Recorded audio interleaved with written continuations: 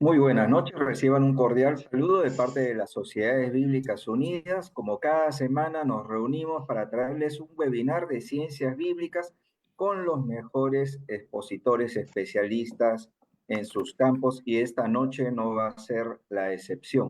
Como Sociedades Bíblicas Unidas siempre hemos sido conocidos por la distribución de la Biblia, pero no solamente queremos que la Biblia llegue a la mano de las personas, sino que también llegue al corazón de las personas. También hemos sido conocidos por la traducción de la Biblia y queremos que en este tiempo la Biblia sea traducida, pero al corazón de las personas. Es por eso que estamos haciendo estos webinars y cada sociedad bíblica también hace sus propias actividades para que la Biblia sea leída, sea enseñada, sea estudiada, sea reflexionada, sea interiorizada y sea aplicada en la vida de las personas. Como cada semana, tenemos 40 minutos de exposición, luego tenemos un tiempo de preguntas y finalmente presentamos el webinar de la siguiente semana.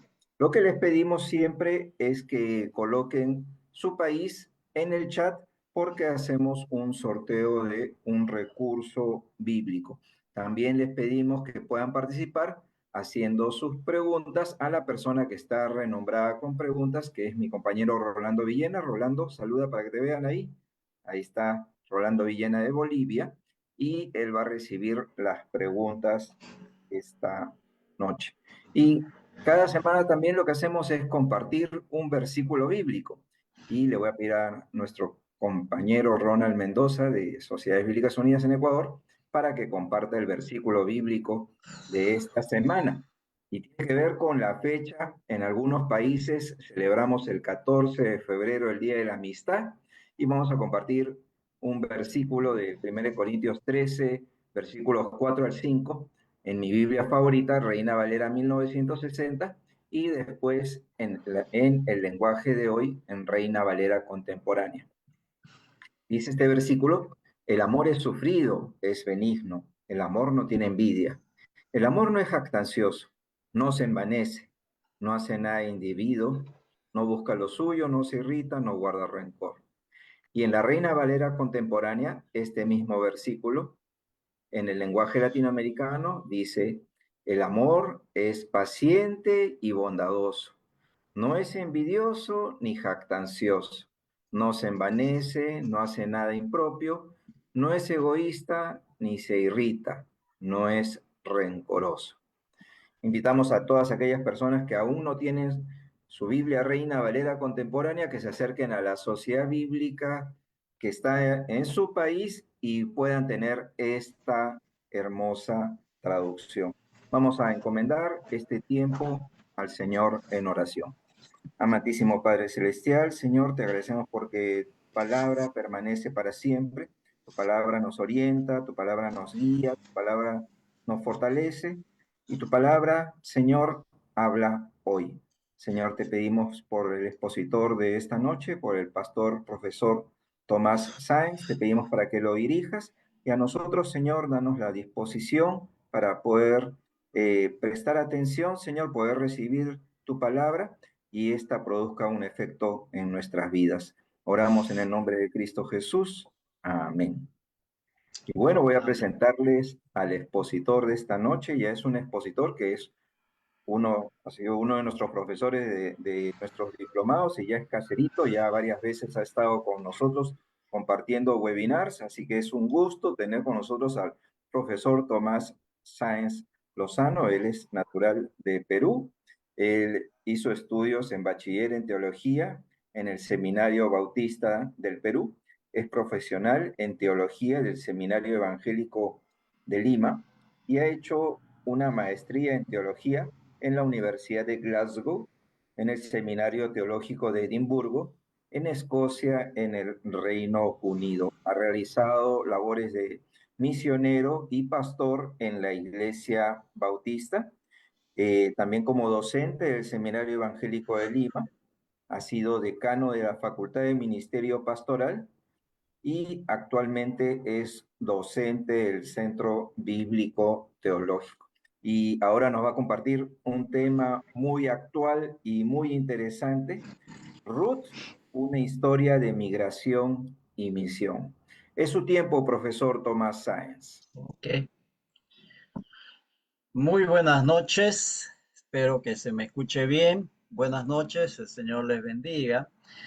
Eh, Queremos abordar un tema, pero no quiero buscar queremos abordar un tema del cual creo que todos en este tiempo estamos enterados, ¿no? Que es el asunto de la migración. Sabemos todo el el problema y las noticias que nos van llegando en estos días sobre este asunto, ¿no? Lo último que tenemos son las deportaciones que ha hecho el presidente Trump a, a distintos países en América Latina, ¿no?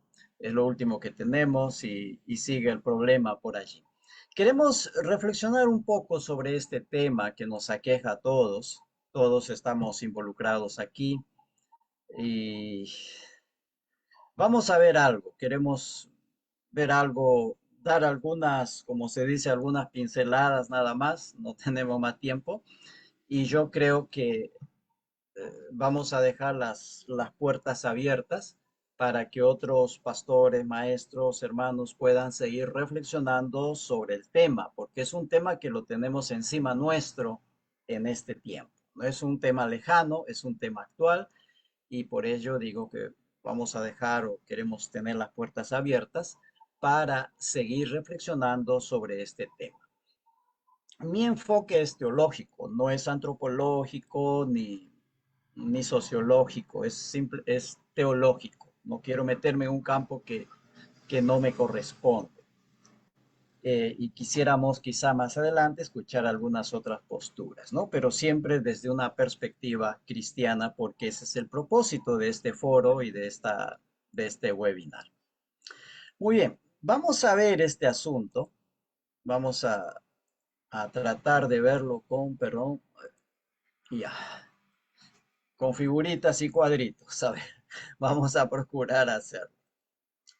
Muy bien, en estos últimos años estamos teniendo migraciones masivas para todo lado, ¿no? Por ejemplo, las migraciones que hay de África hacia Europa, ¿no? Y siempre tenemos noticia de esto, ¿no? De barcos pequeños, inseguros, repletos de gente que quieren cruzar el Mediterráneo para pasar Europa. Es bastante la gente que está emigrando hacia allí.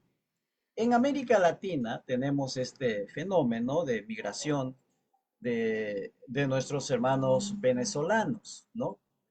Si no me equivoco, es una de los movimientos migratorios más grandes que hemos tenido en América Latina, pues se calcula que aproximadamente casi 8 millones de nuestros hermanos venezolanos han salido de su país buscando mejoras en su vida y oportunidades.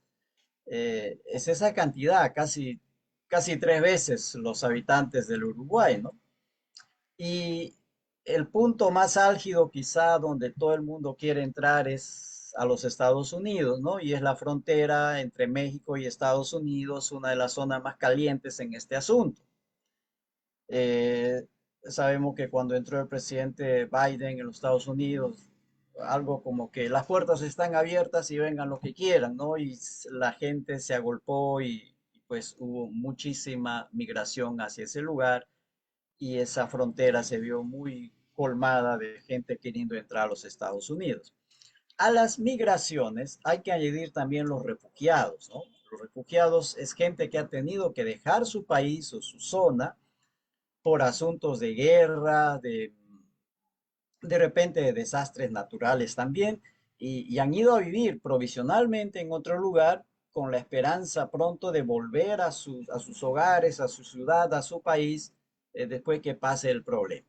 Y hay refugiados ya que están muchos años a veces en estos campamentos de refugiados.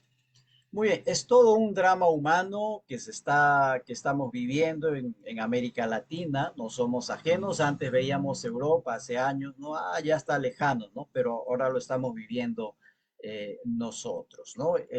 en el Perú tenemos más de 1,5 millones de migrantes de nuestros hermanos venezolanos, ¿no?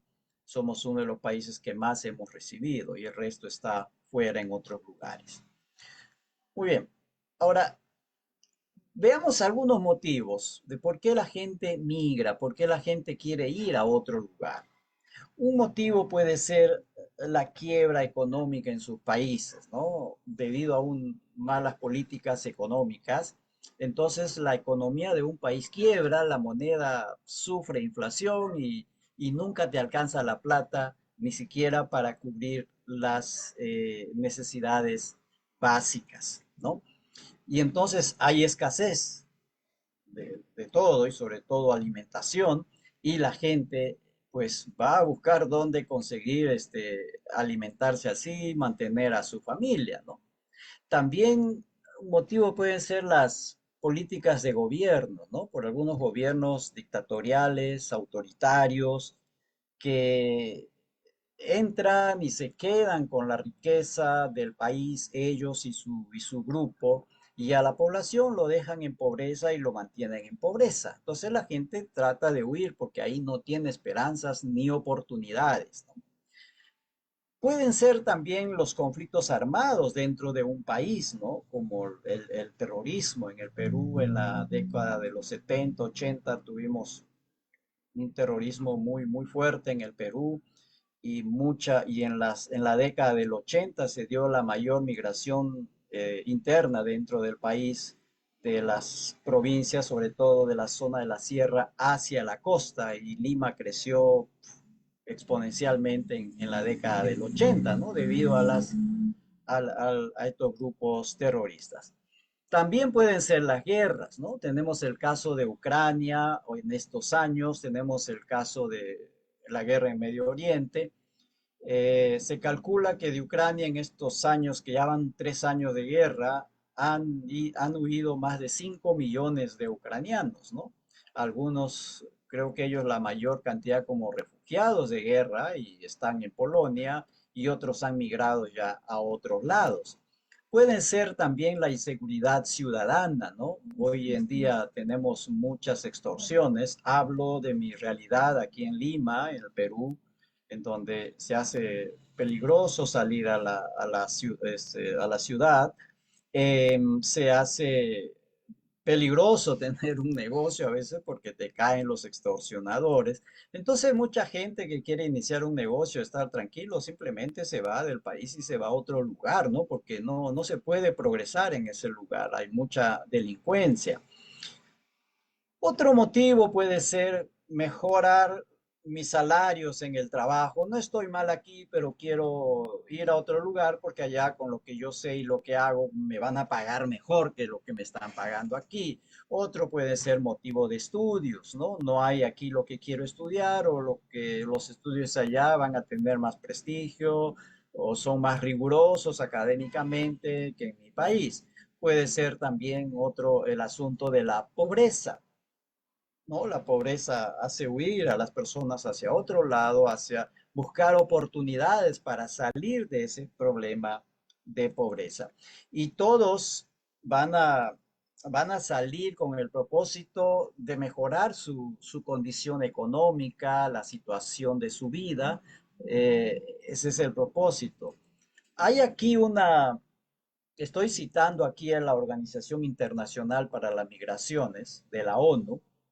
En su informe dice, él nos va a decir que el motivo primario o principal por el cual se dan las migraciones, dice, la migración internacional está estrechamente asociada a la oportunidad de cambios positivos, por lo general de índole económica, siempre con la idea de algún tipo de mejora material. Eso dice la OIM, Organización Internacional para las Migraciones, en su informe del 2024, es lo que está citando. Ahora, eh, vamos a ver algunos datos generales, ¿no? Estoy sacando esto del informe sobre las migraciones en el mundo del 2024. Este informe lo sacaron el año pasado, es el informe más reciente que podemos conseguir de las Naciones Unidas en su organismo de Organización Internacional para las Migraciones. Fíjense, ellos mismos están desfasados 4 años en su informe, ¿no? Este es el informe del 2024. Entonces, los datos que ofrece son del año 2020. Ya están más de 4 años desfasados en su informe, pero es lo que ellos tienen y es el informe que lo han hecho el año pasado. Dice, hasta el 2020 hubo una cantidad de más o menos 281 millones de migrantes a nivel global. Ese es el movimiento de migraciones que se dio en el mundo, ¿no? En América Latina son 14.8 millones de movimiento migratorio en toda América Latina, ¿no? Y a eso hay que añadir unos 35 millones de refugiados. Fíjense la cantidad de gente que se está moviendo. Ahora, estas son cantidades del 2020, según el informe de la ONU, ese es su departamento para migraciones, del año 2020.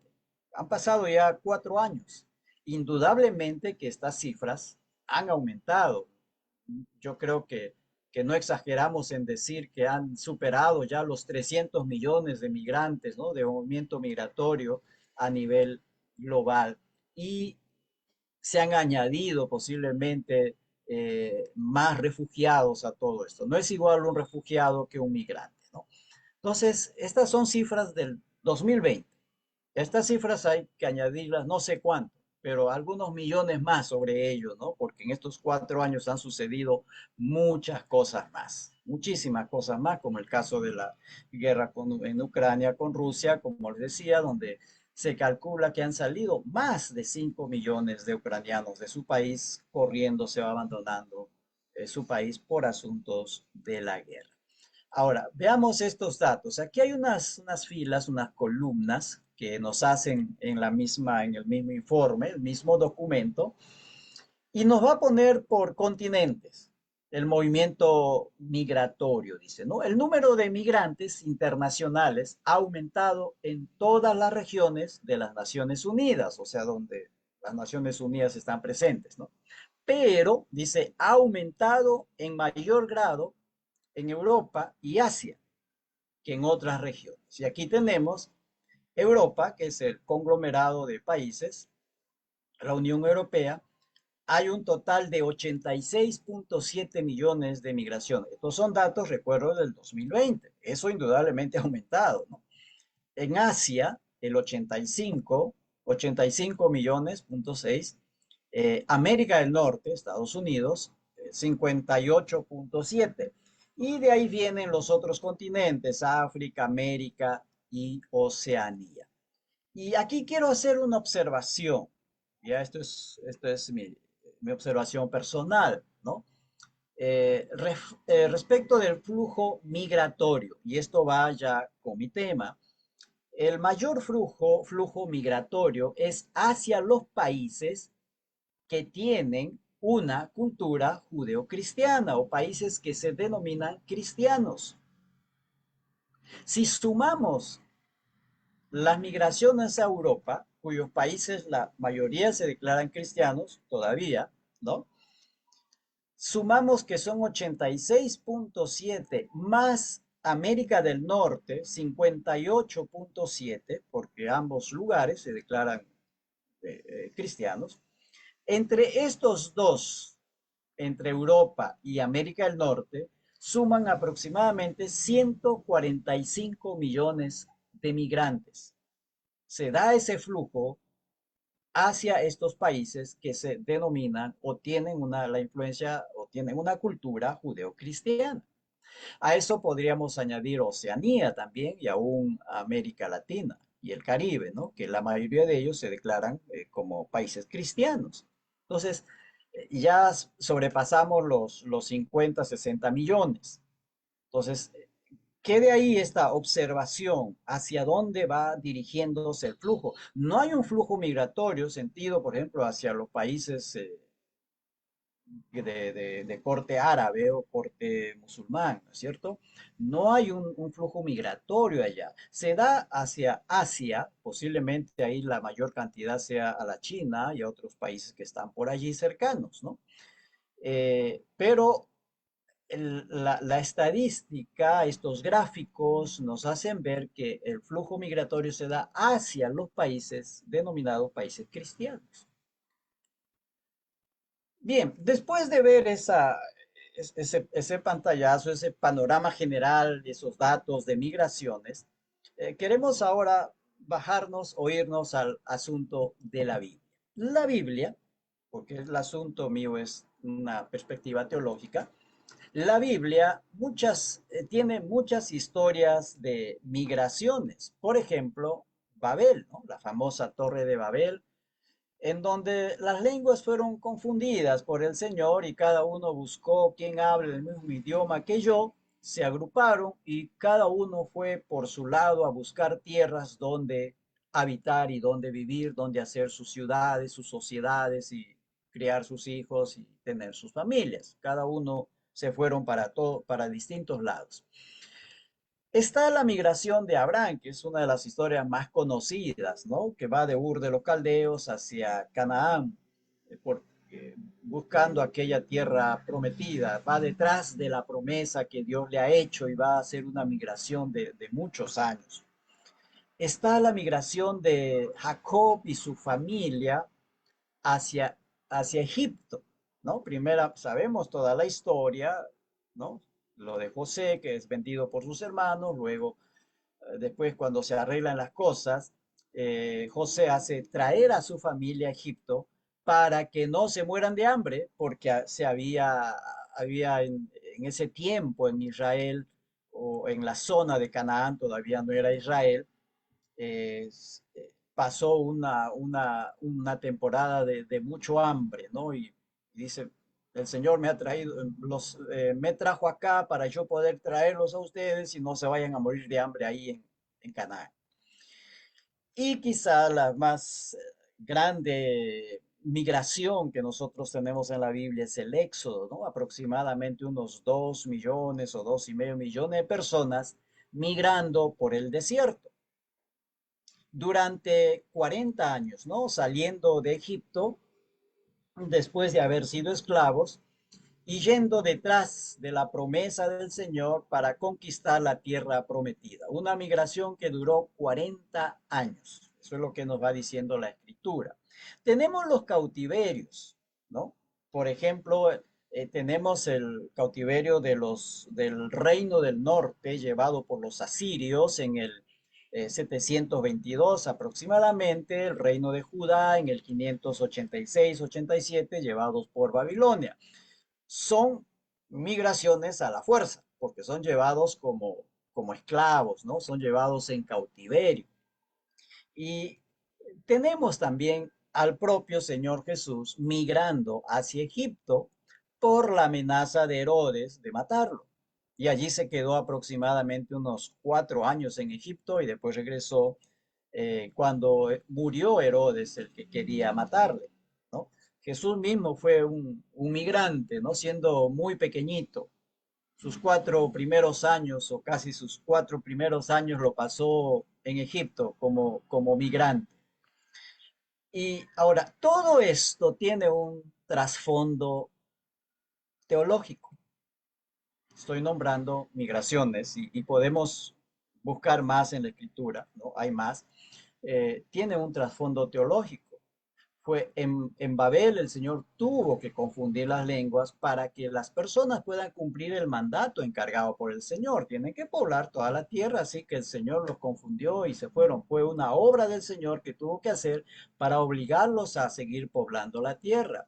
Lo de Abraham es por un llamado expreso del Señor a él de manera personal, prometiéndole eh, una tierra, un lugar y una descendencia tan abundante como las estrellas que están en el cielo, como la arena del mar. O sea, le prometió tierra y nación, tierra y pueblo. Y Abraham va detrás de esa promesa.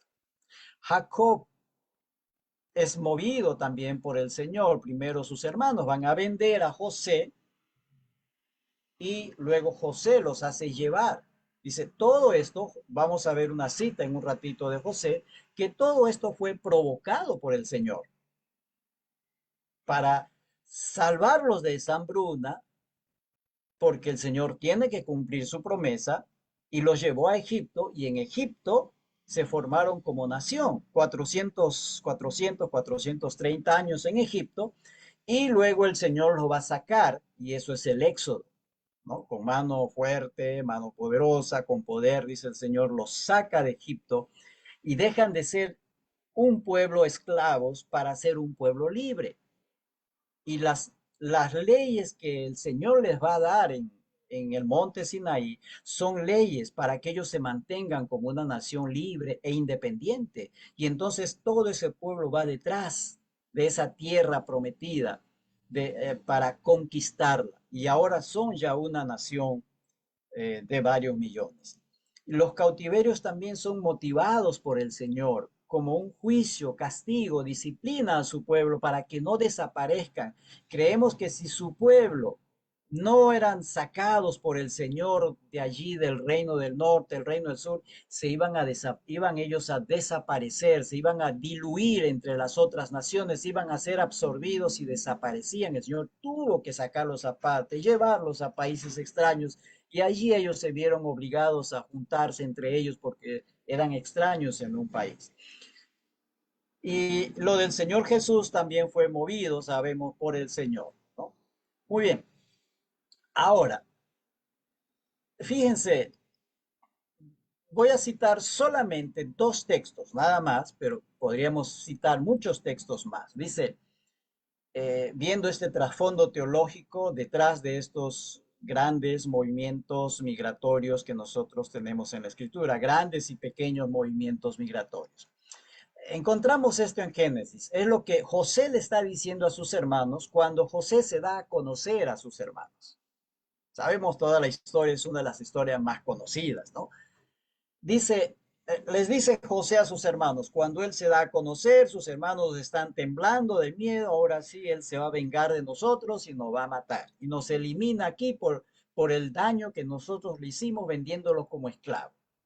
Pero no se esperaban ellos la respuesta de José. Y José les dice, porque para preservación de vida me envió Dios delante de vosotros.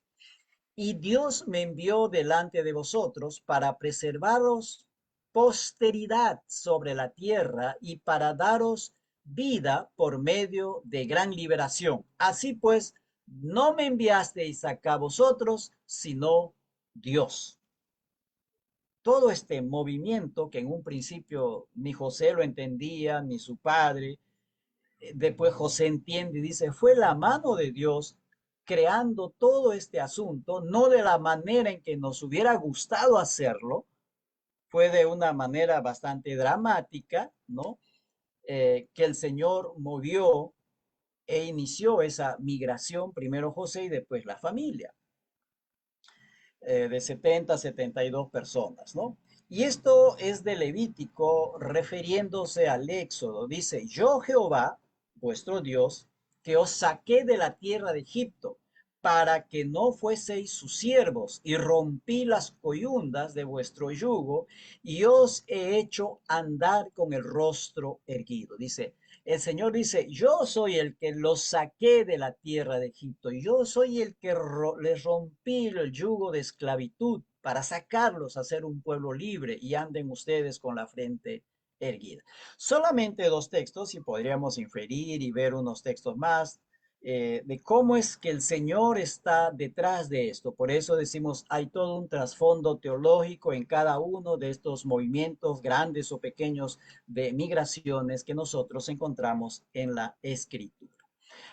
Ahora vamos entrando ya, después de dar este panorama general de cómo se está moviendo en el mundo, cómo la Biblia también tiene estas historias, estas narraciones que son ciertas y reales de migraciones, nos vamos a una micromigración, ¿no? Una migración muy pequeñita, pero de gran relevancia en donde nosotros ya no miramos aquella migración numerosa de mucha gente, sino que vamos a ver la migración de una familia.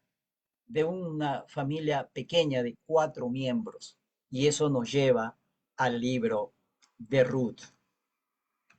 Entonces, vamos a explicar esto haciendo un pequeño mapa mental allí.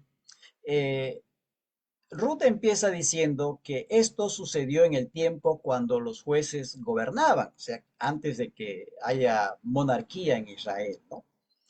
Y, y hubo hambre en una época, hubo hambre en la tierra, dice, no nos especifica si es toda la tierra de Israel, ¿no? Donde ya se habían instalado las tribus, o el hambre solamente se había producido en la zona de Judá, ¿no? No nos dice específicamente qué área ocupó, pero lo cierto es que hubo hambre, hubo escasez, las cosechas estaban malas. eh, Pudo haber sido por sequía, pudo haber sido por alguna plaga, por ejemplo, de langostas, o pudo haber sido también por las guerras, pues en la época de los jueces sabemos que los países, los pueblos aledaños a Israel siempre estaban invadiendo y a veces los mantenían 20, 40 años sometidos a ese pueblo, ¿no? Ya sea los filisteos, a los moabitas y todos ellos. Los más famosos allí son los filisteos, ¿no? Entonces, no nos dice la razón de este hambre, simplemente nos dice que hubo hambre, o sea, hubo necesidad, las cosas no iban bien. Y esta era un grupo, una familia que vivía en el campo. Son 4 miembros de una familia, Elimelech y Noemí, que son los esposos, Malón y Kelión, que son los hijos. Ellos son de Belén de Judá, son de esa zona de Belén de Judá, y ellos, debido al hambre, dice, a la hambruna que había en ese tiempo, ellos decidieron migrar o emigrar hacia Moab. Moab está, si ustedes se ubican mentalmente en el mapa, ubiquen el Mar Muerto, que está al final, pues como que pongan al otro lado del Mar Muerto está Moab. Ese era el territorio de Moab. Moab es uno de los hijos que Lot tuvo con sus hijas, ¿no? Por eso esa es la historia. Allí en Moab, ellos permanecieron aproximadamente 10 años. Eso es lo que nos informa en el capítulo 1. Y estando allí en ese tiempo, no nos dice a cuánto tiempo de estar allí, murió Elimelech, el esposo de Noemí. Ella quedó viuda. Sus hijos, Malón y Kelión, se casaron con mujeres moabitas. Esto indica que ellos tenían, en un principio posiblemente, la intención de quedarse en esa nación, porque se casan. Eso indica que van a formar familia, que van a establecerse en ese lugar. Eso podemos, y está bien pensar de esa manera, ¿no? Pensaban ya ellos quedarse allí posiblemente en ese lugar. Porque ellos se van a Moab, porque en Moab las cosas posiblemente iban mejor. Y van con la idea y la ilusión, vamos a Moab, allí las cosas están mejor, vamos allí a lograr una mejor situación económica, una mejor vida. Todo eso ellos están pensando cuando migran, ¿no? O emigran hacia Moab.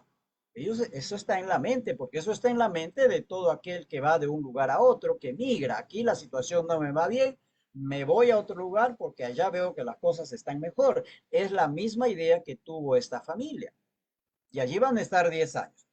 Eh, Nos da el nombre de las esposas de los hijos de Malón y Kelión, son Orfa y Ruth, mujeres moabitas. En Moab, Moab era una nación idólatra, cuyo dios principal era Chemos, y tenían otro montón de dioses más, una nación idólatra, y encima que siempre eran enemigos con Israel. Ah, Después de un tiempo mueren también los hijos de Noemí, Maón y Kelión, van a morir y fijémonos la condición en que 10 años después, en que se encuentra, perdón, no debe ser Ruth, debe ser Noemí, es una falla mía ahí, ¿no? Es Noemí, no Ruth, ¿ya? Por favor, disculpe. Es Noemí, no Ruth en este caso.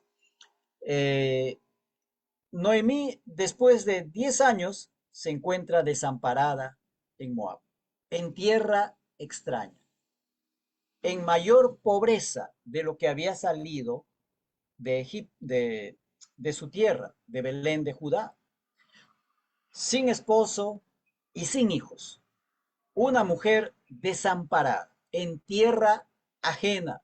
¿Qué hago allí? Se preguntaría ella.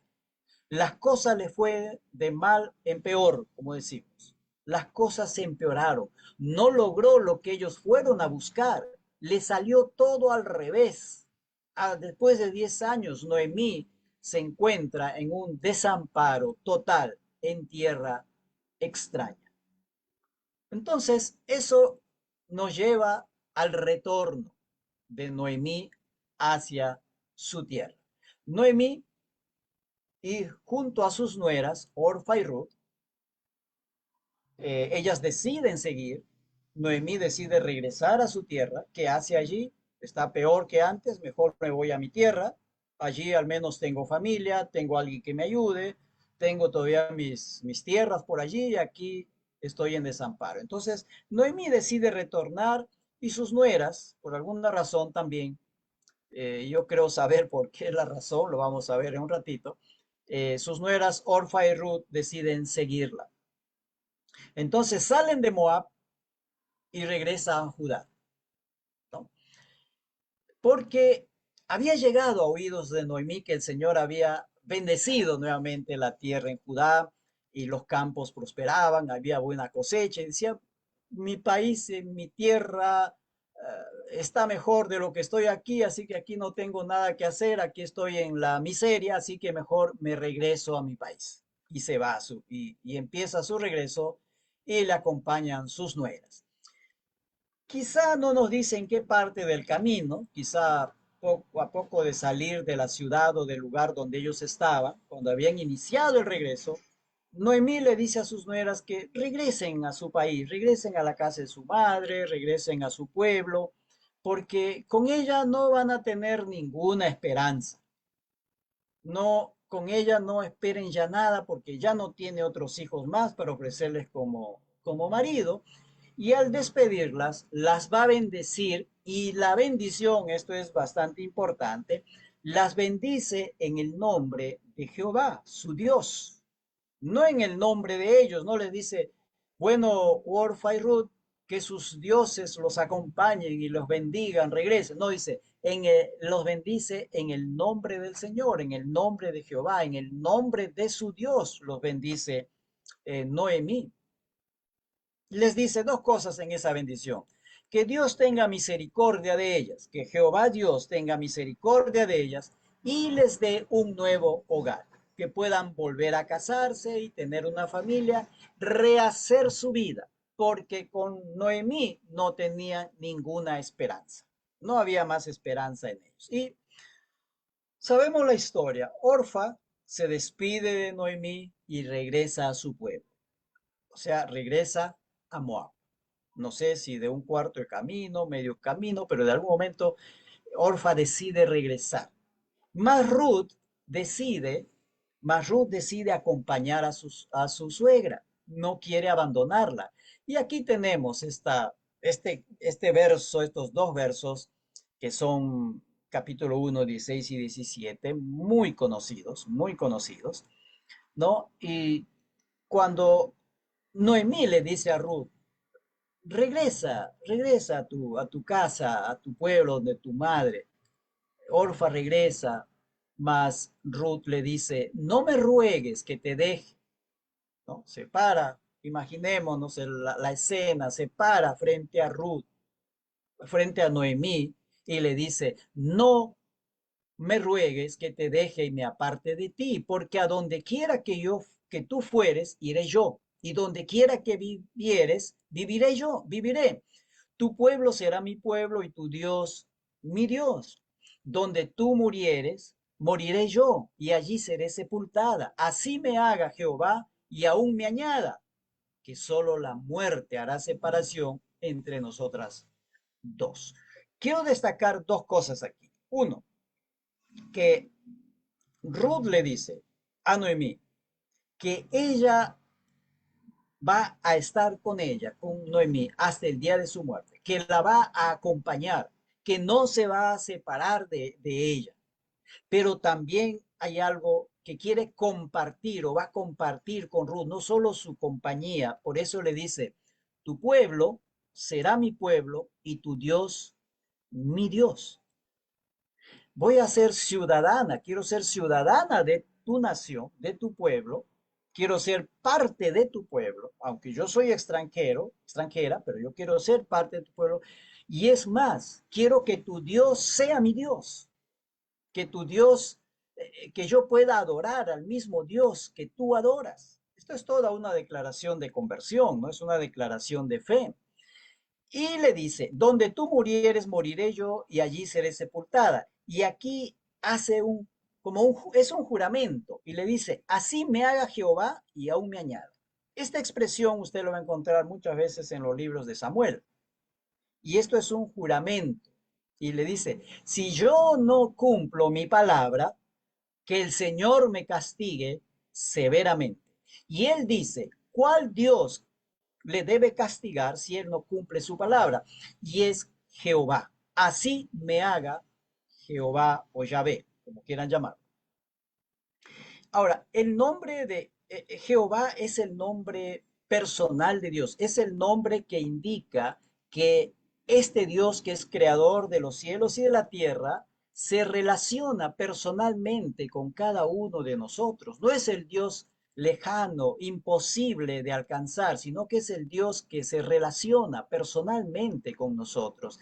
Y si Ruth está nombrando a Jehová, que Jehová me castigue severamente si yo no cumplo mi palabra, esto nos indica que ella había establecido una relación personal con Jehová Dios, con el Dios de Ruth, con el Dios de Israel. Había establecido esa comunión y esa relación personal. Entonces, este versículo, bien podemos nosotros decir que es una declaración de fe, es una declaración de conversión al Dios de Ruth, perdón, al Dios de Noemí, el Dios de Israel. Esa es la decisión de Ruth. Sigamos. Y aquí vamos terminando esta partecita. Ahora, viene el retorno a Belén, en donde Ruth va a tener un sentimiento de fracaso. Todos estos 10 años ha sido en vano, como que ella está diciendo, he fracasado.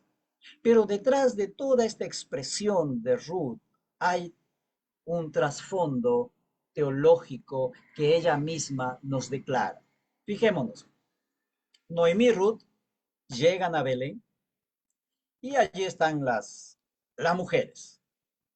Imaginémonos la escena, entrando ellas a la ciudad, a las puertas de la ciudad, y allí, después de 10 años, algunas de sus vecinas o de su familia, de sus amigas, identifican a Ruth, perdón, a Noemí, y le dicen, ¿no es esta Noemí?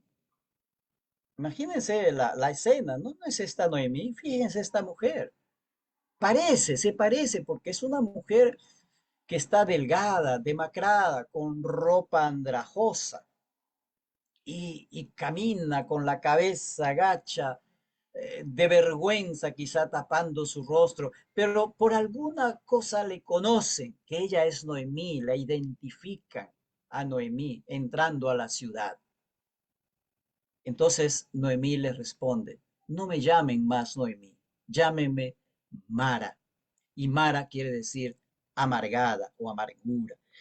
Y aquí está lo que le decía, ¿no?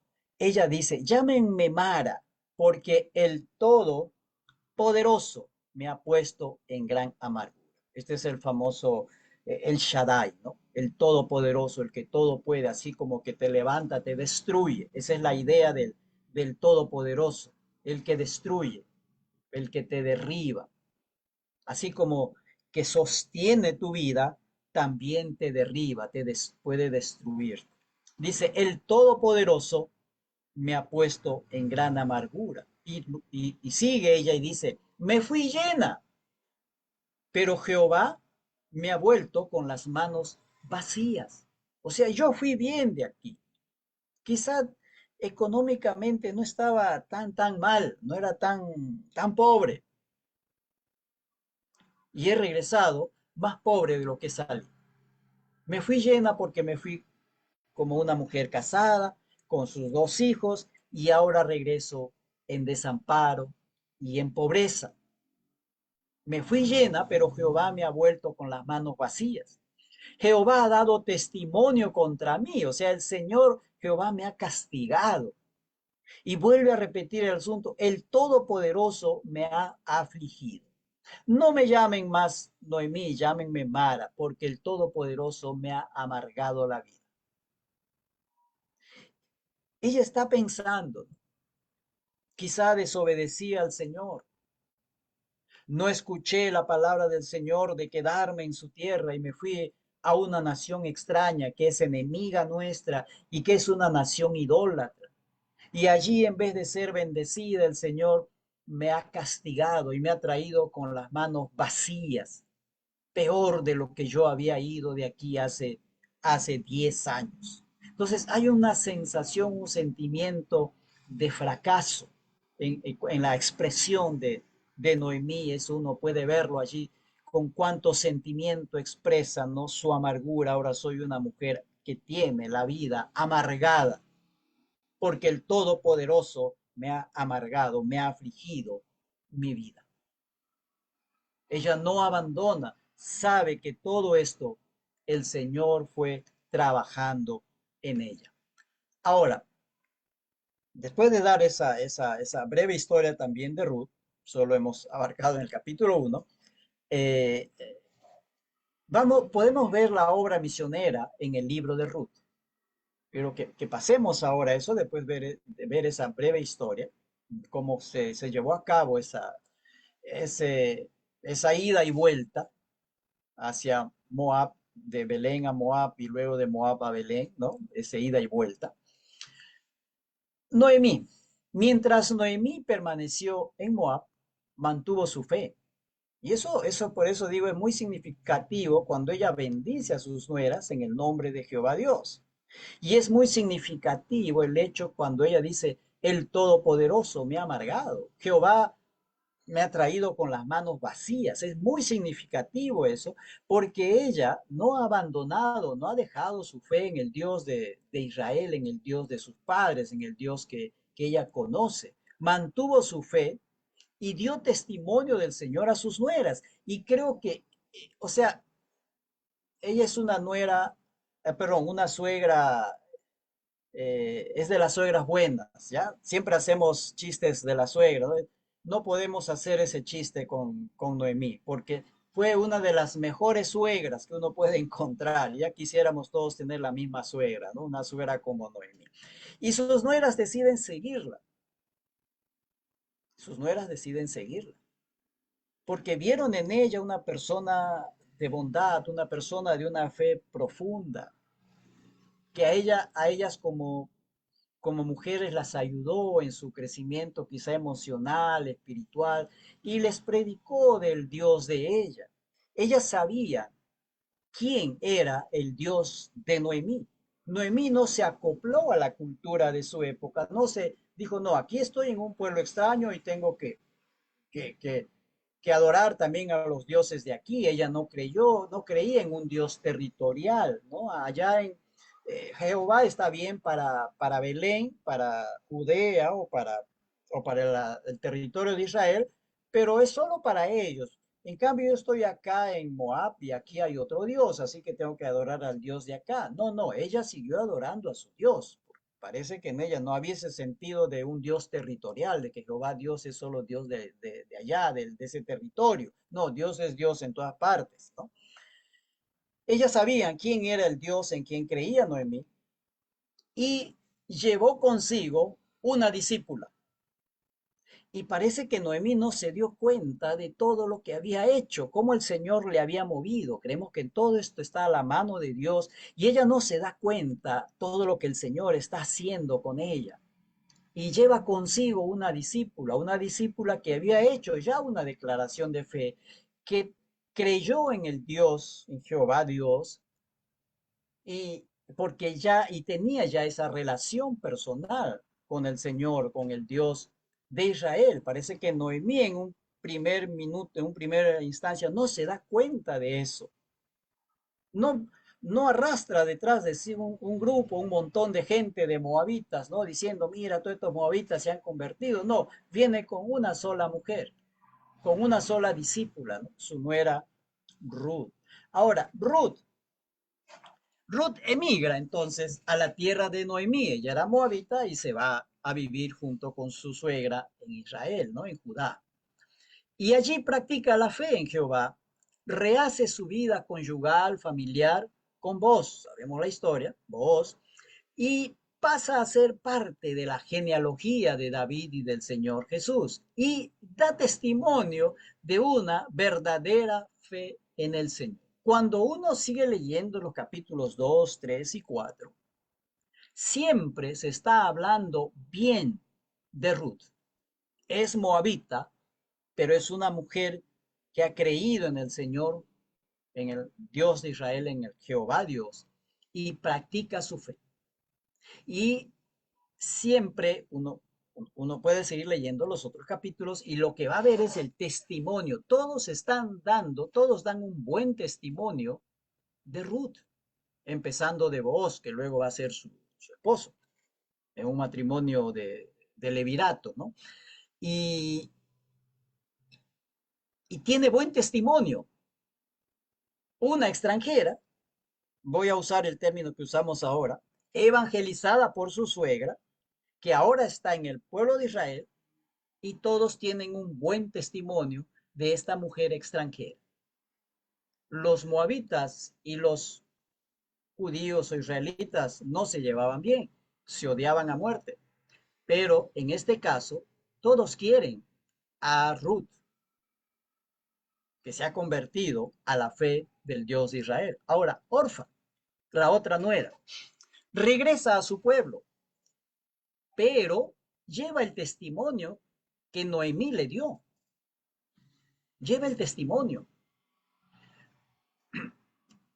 sobre Jehová Dios. No sabemos más sobre Orfa. La escritura no nos dice más. Allí se termina y nunca más sabemos más nada de Orfa. Pero bien podemos pensar que dio testimonio de Jehová Dios entre sus parientes. ¿Por qué podemos pensar esto? Porque tenemos ejemplos en la escritura, tanto en el Antiguo como en el Nuevo Testamento. Por ejemplo, tenemos el caso de Naamán el sirio, cuando es sanado por el profeta y dice, yo no voy a adorar a otro Dios que no sea el Dios tuyo. Le dice al profeta Eliseo, al Dios de Israel. Y cuando yo vaya a mi nación y entre con el rey al templo de su Dios, yo no estaré adorando a ese Dios, sino que estaré adorando a Jehová Dios. Se convierte Naamán al Señor y regresa a su tierra. O tenemos personas que fueron objetos de algún milagro de Jesús. Y algunos de ellos dicen, Señor, deja que te siga, quiero irme contigo. Y el Señor le dijo, no. Algunos sí, a otros no. Le dijo, ¿sabes qué? Anda, regresa a los tuyos y cuéntale las maravillas que el Señor hizo por ti. Anda y predícale a tu gente. Háblales de las buenas nuevas, del Evangelio y de la salvación, que la salvación ha llegado a Israel.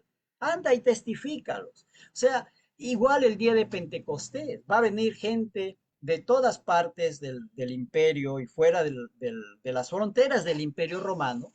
Claro, muchos de ellos son judíos o prosélitos, pero viven en regiones alejadas y vienen en peregrinaje a las fiestas de la Pascua y algunos se quedaban hasta el Pentecostés.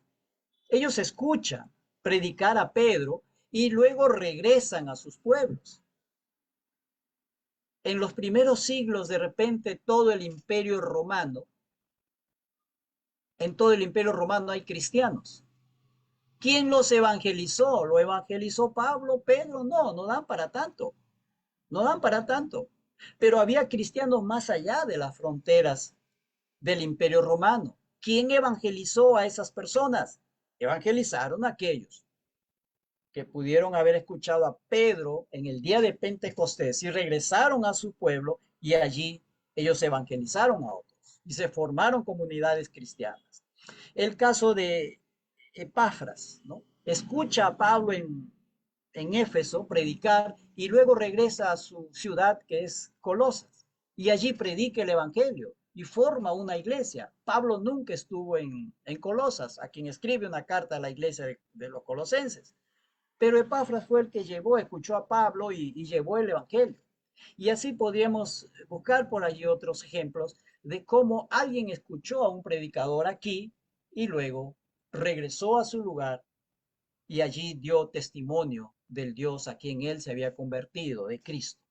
Entonces, podemos pensar, yo creo que es lícito pensar que Orfa hizo eso, fue a su pueblo y llevó el testimonio.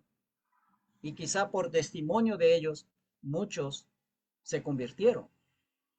Noemí hizo obra misionera sin darse cuenta, posiblemente. Más adelante, ella pensó que había fracasado. Más adelante dice, el Señor me ha bendecido. Ahí dice, el Señor Jehová, el Todopoderoso, me ha afligido, me ha amargado la vida. Pero capítulos más adelante, ella se considera bendecida por el Señor. Y la gente, sus familiares, esas mujeres que dijeron, ¿es esta Ruth? No puede ser, mira, regresó más pobre, se fue diciendo que allá iba a ser plata y regresó más pobre. Todas esas mujeres después se tuvieron que tragar posiblemente sus palabras y alabar a Noemí, decir, Dios te ha bendecido con esta mujer. Ahora tienes un nieto y bueno, sabemos toda la historia. Ella hizo obra misionera. Fue y predicó ella y su familia.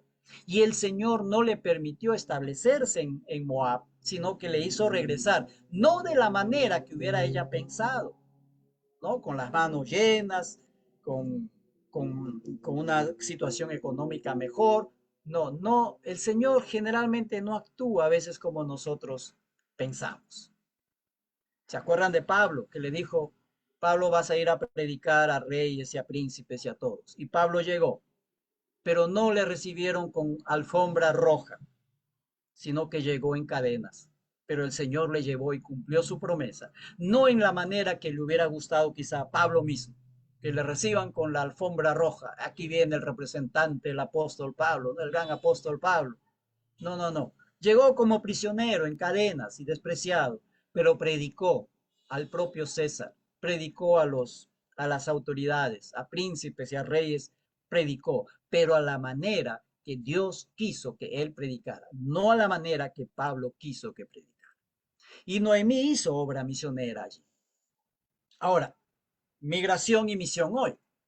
Hemos observado que el mayor flujo migratorio está dándose hacia los países que tienen una cultura judeocristiana o países denominados cristianos, ¿no? Bueno, todavía se consideran cristianos, ¿no? Eh, los migrantes en su mayoría son de países no cristianos, en el caso, sobre todo en el caso europeo, ¿no? Vienen de países musulmanes o de países asiáticos cuya fe no es la fe en Cristo, pero acuden en proporciones eh, muy grandes, ¿no?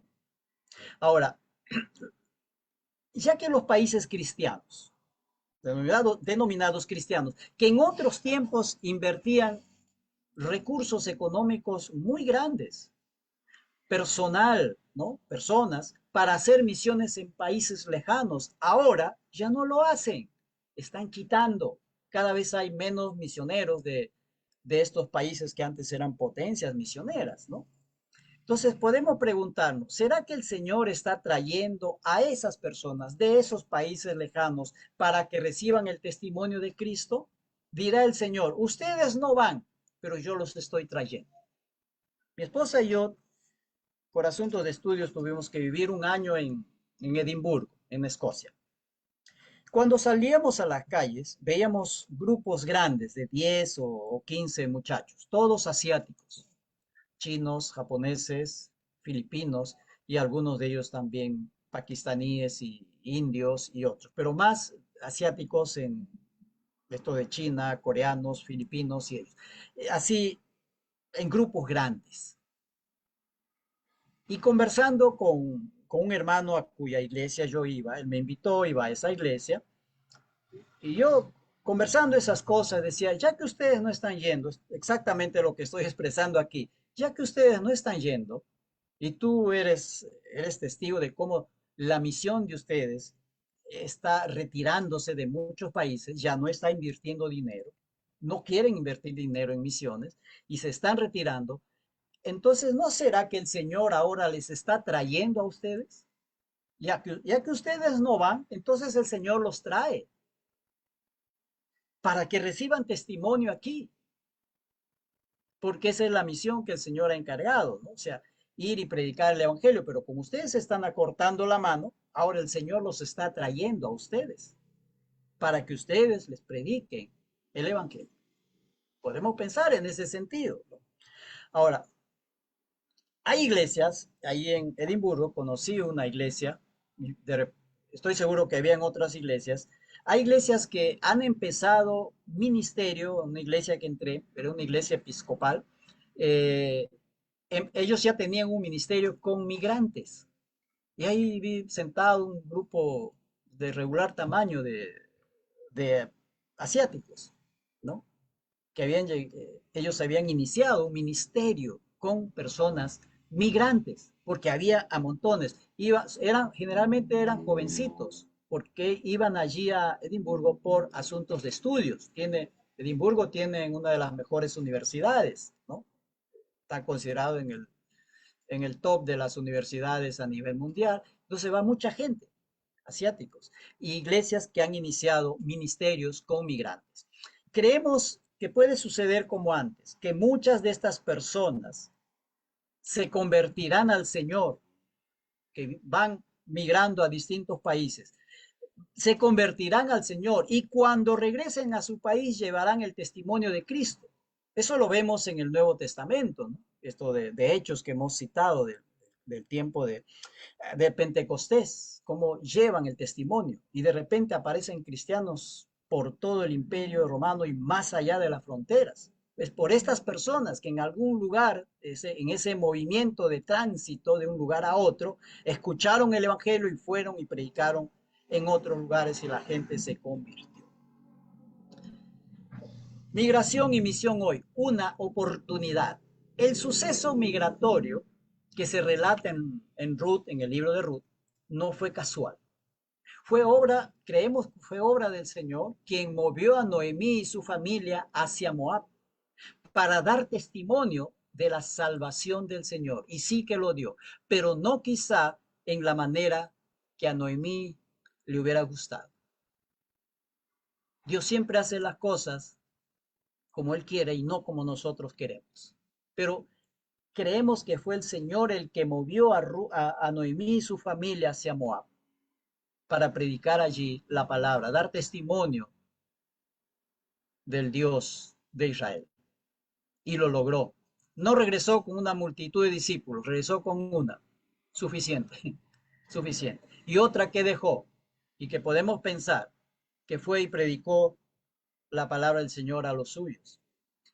El movimiento migratorio de hoy tampoco es casual, así lo creemos, al menos yo, ¿no? En mi persona.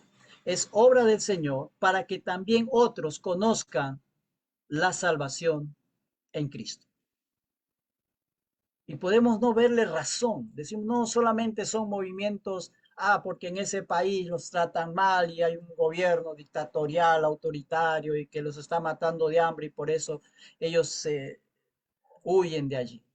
Recordemos esto, el Señor hace su obra en la manera que Él quiere y no en la forma como nosotros queremos. Les di el ejemplo de Pablo y así hay de otros en la Escritura.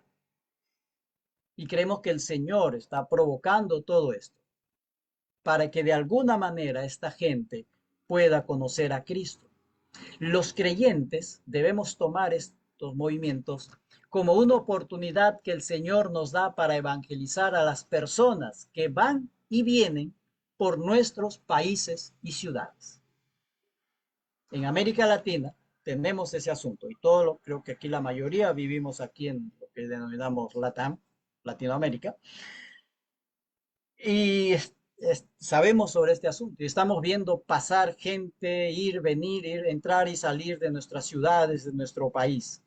De repente tú te relacionas, de repente alguien que nos está escuchando aquí es parte de eso, es un migrante, ¿no? Que está fuera de su país y que de repente fuera de su país recién escuchó el Evangelio y se está asistiendo ahora a una iglesia, o ya vino como creyente y no ha olvidado su iglesia y su fe y busca una iglesia donde congregarse. Les confieso que yo mismo soy producto de eso. Cuando me fui fuera de mi país, allí me evangelizaron y luego regresé con la fe en Cristo. Soy producto de eso, ¿no? Entonces, esta es una oportunidad y aquí hay que, por eso dije al empezar, hay que dejar la puerta abierta para seguir meditando en este asunto de las migraciones y su relevancia, su importancia que tiene para la evangelización, para las misiones. Ya que nosotros no vamos, entonces ellos vienen. Y aquí creo que hay que cambiar un poco nuestra actitud hacia el migrante y mirarlo como un futuro discípulo de Cristo. Hasta ahí, hermanos. Gracias. Gracias por su atención. Señor les bendiga. Muchas gracias, Pastor Tomás Sáenz, profesor Tomás Sáenz, una brillante exposición, muy desafiante, y solamente mencionar de que Ruth y vos fueron bisabuelos del rey David, ¿no? Sí. Y Jesús descendió de David, ¿no? Entonces, Ruth fue parte del plan de Dios para salvación a la humanidad. Y el versículo de amor y compasión de Jesús: tuve hambre y me diste de comer, tuve sed, me diste de beber, fui forastero y me recogiste. Y bueno, antes de pasar a la parte de preguntas, queremos darles un anuncio y queremos presentarles también la Biblia de estudio para el discipulado. Ya quizás muchos de ustedes no conozcan este recurso, quizás lo están viendo por primera vez, ¿no? Y realmente es uno de los recursos que han tenido o están teniendo mucha aceptación en la comunidad cristiana, ¿no? Tiene más de 15.700 notas de estudio, y lo principal es que tiene 450 estudios organizados en 7 temas: discipulado, relaciones interpersonales, matrimonio, equipos de alto rendimiento, restauración, personajes bíblicos, carácter, y 11 estudios complementarios. Yo le cuento como testimonio de que la Iglesia Asambleas de Dios del Perú adquirió más de 700 ejemplares para todos sus pastores el año pasado, ¿no? Todos somos discípulos y vamos a seguir siendo discípulos hasta que el Señor nos llame a su presencia. Así que les animamos a que puedan adquirir este recurso bíblico. Va a ser de mucha bendición para ustedes. Y ahora sí dejo a mi compañero Rolando Villena con la parte de preguntas. Uy, uy, uy. Ahí viene el problema. Muchas gracias, Pablo. Muchas gracias, hermanos. Profesor Tomás, estoy un poco preocupado. Ya, No sé por ya dónde somos voy dos, a hermano. comenzar. Ya somos dos. Son temas muy interesantes, muy buenos, y la verdad es que me está complicando la vida hacer un resumen, pero voy a comenzar por algunas preguntas muy humildes y muy interesantes que tenemos. Una de las preguntas es que el cristianismo de nuestra época, ¿será que ha heredado el espíritu migrante del Señor? Buena Esa es una pregunta, ¿no? pregunta. Es una pregunta que no esperaba. No lo había pensado. Como dice, heredado el espíritu migrante del Señor Jesús. ¿Qué puedo decir ahí? ¿Qué podemos decir? Que el, el, el, el- la obra evangelística es siempre una obra en movimiento, en constante movimiento, ¿no? Porque, a ver, a veces nosotros nos encerramos en nuestros templos, en nuestras iglesias, y desde allí miramos al mundo y no somos capaces de meternos en el mundo porque decimos, el mundo es malo y no quiero mezclarme con ellos, mas el Señor dijo, Señor, no te ruego que los quites del mundo, sino que los guardes del mal, ¿no? Están en el mundo, pero no son del mundo. Y necesitamos estar metidos en nuestra sociedad, metidos en este mundo, y con la promesa que el Señor va a cuidarnos de no contaminarnos y necesitamos estar metidos allí para dar testimonio del Señor Jesucristo. Esa es la razón por la cual estamos en el mundo, ¿no? Mucho daño nos hace ese pensamiento de lo secular y lo sagrado. Yo solo quiero saber con lo sagrado, no con lo secular, no, todo es del Señor, ¿no? Todo es del Señor y tenemos que estar metidos ahí. Entonces, yo tomaría esta pregunta más como que hay que estar en movimiento, ¿no? Predicando el Evangelio a distintas personas, a quienes el Señor va poniendo en nuestro camino y no quedarnos estáticos. El migrante es alguien que se está moviendo para buscar algo mejor para su vida. Bueno, nosotros también podemos movernos para buscar algo mejor para el Señor o buscar almas para el Señor, siempre en ese movimiento. No sé si eso responde algo a la pregunta, Sí, pero yo es una creo pregunta que sí ha que habido, me sorprendió. Sí, hermano.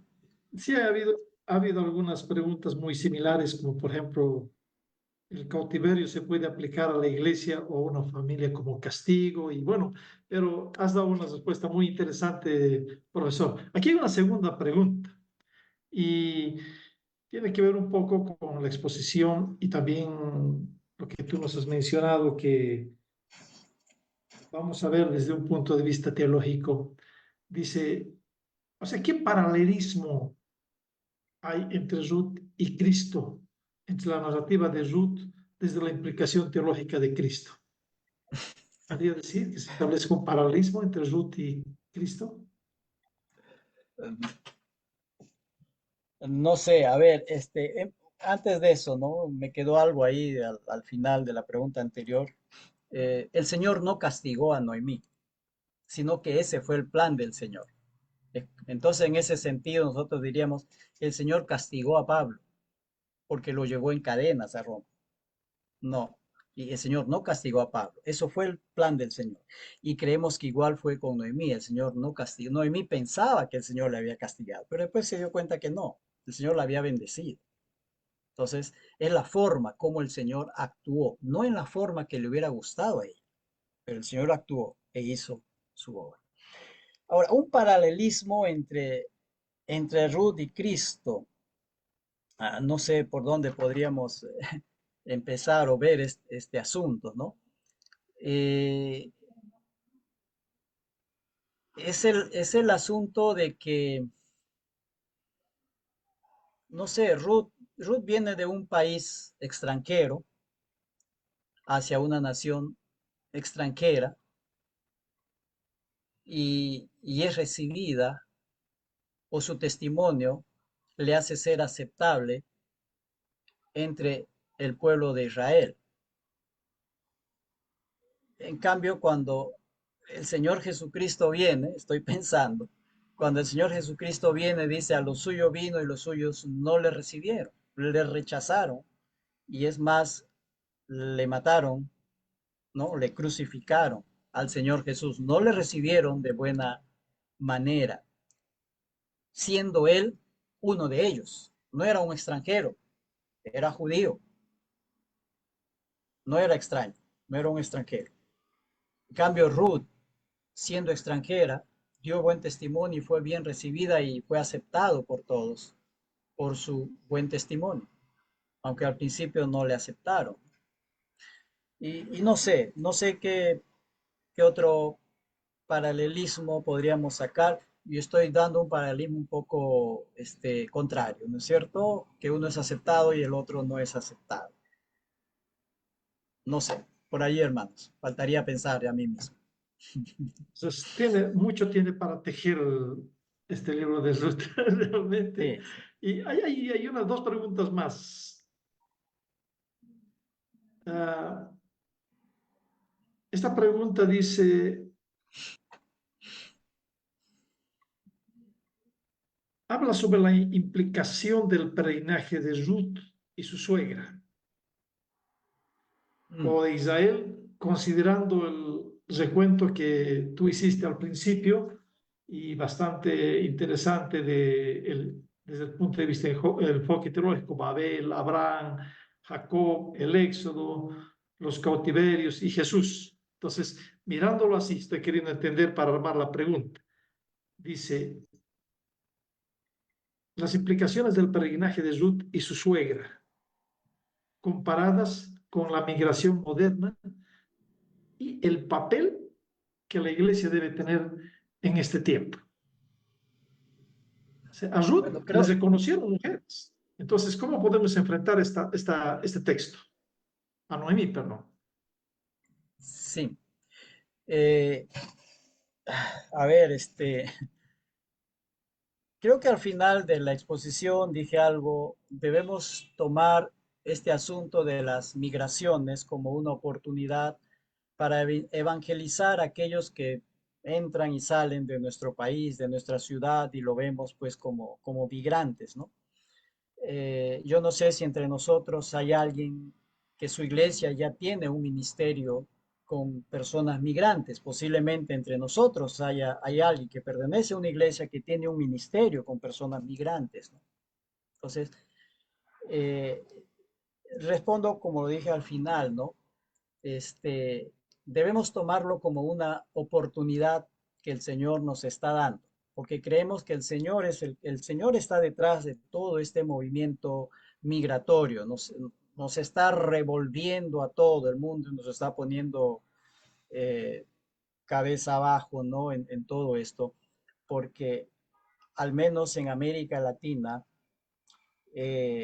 los países aquí en América del Sur, hemos recibido muchos migrantes de nuestros hermanos venezolanos y eso nos ha afectado como país, de una u otra manera, ha causado un impacto en nosotros, ¿no? Entonces, yo no sé si como iglesia estamos sintiendo ese impacto y qué nosotros estamos haciendo por esas personas, cómo la iglesia está tomando este asunto de las migraciones para hacer su obra misionera, no hacia afuera, sino que los de afuera están viniendo hacia adentro, hacia nosotros, y allí estamos aprovechando la oportunidad de predicar el Evangelio. Por eso dije, no es el misionero el que va hacia afuera, en este caso de las migraciones, sino que es la persona que viene hacia los misioneros, vamos a decir así, considerando que nosotros somos todo cristiano es un misionero, esa otra persona que no es creyente viene hacia el misionero para que el misionero le predique, ¿no? O sea, es un movimiento al revés y eso podemos verlo aún en algunos pasajes de la Escritura, un movimiento al revés, ¿no? No es el misionero que va, sino que es el que necesita ser evangelizado que viene a ser misionero. Ya que yo no voy, el Señor me los trae. Algo así, podríamos tomar ese flujo, ese movimiento misionero, ¿no? Podemos ver ese ejemplo en Ruth. Ahora, Noemí es, siempre exaltamos a Ruth, pero Noemí es prácticamente el personaje principal también allí, ¿no? Porque es Noemí la que sale y que regresa. Su marido y sus hijos se mueren en Moab. Y ella hace todo ese movimiento de ir y regresar, de ir y traer una discípula extranjera, ¿no? Y extraña. El Señor le llevó en ese peregrinaje. El Señor le movió para evangelizar. Yo siempre voy a considerar, ganó a dos, una que vino con ella y la otra que se quedó predicando allá en su pueblo.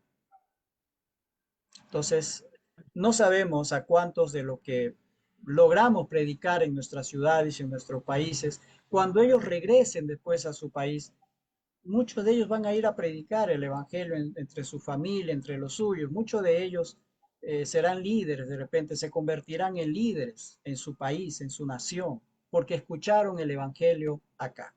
Y vuelvo a repetir, yo soy producto de eso, por si acaso.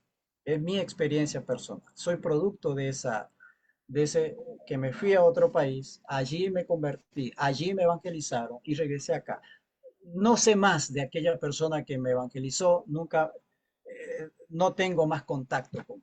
Me gustaría tener el contacto con aquella persona que me evangelizó, con quien pues me convertí al Señor. No tengo más noticias. Nunca más he vuelto a saber. Hace muchísimos años. Pero soy Perfecto, producto de profesor. esto. Sí, Hay una pregunta también muy interesante en base a una de las láminas que puso usted sobre la decisión de Ruth. Ella dice, Ruth habla, dice, tu pueblo será mi pueblo y tu Dios mi Dios. Y uno de los textos más abajo, así me haga Jehová y aún me añada. En base a este término, a estas palabras que, como tú has dicho, es como una oración muy poderosa que se daba a las personas, si Noemí dio tan buen testimonio de sus nueras, ¿por qué será que ella los anima a regresar? Porque ya no tenía plata, no tenía más hijos, tú lo has mencionado, pero ¿por qué será que ella animó a regresar? En otras palabras, a sus dioses. sí. ¿Qué dice, profesor? Yo creo que son ellas las que tenían que dar el paso o la decisión de seguir por su propia voluntad y no por obligación. No sé exactamente en este otro caso por qué es que ellas se quedaron con la mamá de sus maridos y no regresaron a la casa de su madre, porque Noemí le dice regresen a la casa de su madre. ¿Por qué prefieren la madre de sus maridos y no su propia madre? ¿No? Eh, y si alguien sabe eso, nos ayuda, por favor. De repente es un acto cultural, no sé exactamente por qué ellas empiezan a regresar con Ruth, perdón, con Noemí. Y no, y ella le dice, no, váyanse donde su mamá. Y les dice más, vayan y regresen con sus dioses. Para mí eso es muy importante porque es como que Noemí está buscando una respuesta voluntaria, que decidan ellos, que no me sigan por obligación, que no me sigan porque, bueno, porque me tienen pena, me tienen lástima de que soy una viuda y desamparada. No, que ellos tomen su propia decisión, les obliga o los impulsa a tomar su propia decisión. Ruth toma su decisión de ir con su suegra. La otra decide regresar a su pueblo. Y lo que yo argumento allí es, el Señor movió todo esto, que Ruth vaya con Noemí, pero que Orfa regrese a su pueblo, porque Orfa fue como aquella mujer que llevó el testimonio del Dios de Israel y fue y predicó a los suyos en Moab. No sabemos más, pero es lícito argumentar en ese sentido por los ejemplos que tenemos en la escritura.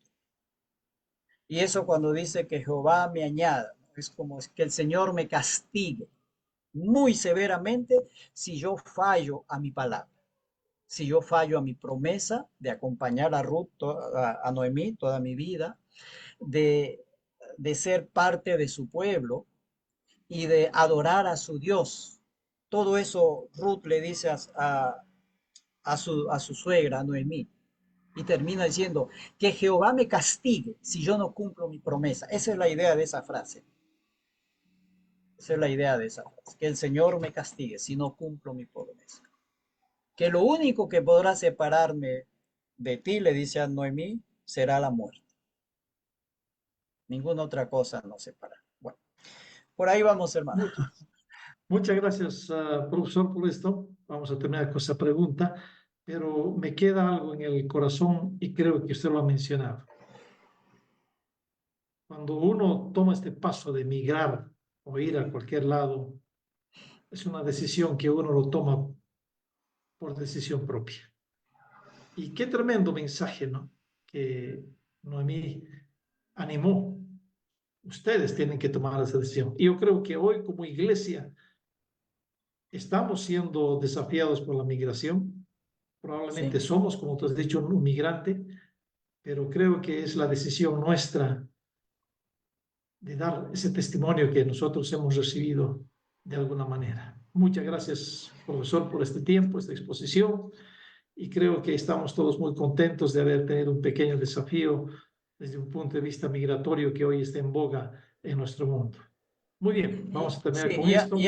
hay que seguir reflexionando, ¿no? Por eso dije, dejamos las puertas abiertas para seguir reflexionando sobre este asunto. Hay mucho que reflexionar ahí como iglesia, porque siento y veo que como iglesia no estamos haciendo mucho, al menos aquí en mi país. No sé, mi percepción puede estar equivocada, pero creo que como iglesia no estamos haciendo lo suficiente, no estamos reaccionando de manera correcta ante este movimiento migratorio que está sucediendo en nuestras naciones. Y estamos reaccionando tarde, ¿no? Nos falta seguir pensando y viendo cuál es nuestra mejor reacción. Bueno, gracias hermano, gracias, buenas noches. Bueno, muchas gracias. Yo creo que aquí hemos quedado muchos Ruths y muchas Noemís y Orfas para tomar Ojalá una haya decisión buenas aquí. suegras también, ojalá hayan buenas suegras entre nosotros. Perfecto, profesor. Bueno, voy a dejar con nuestro hermano Abraham Márquez desde la Sociedad Bíblica de México, quien tiene para nosotros también buenas novedades y buenas noticias. Adelante, Abraham.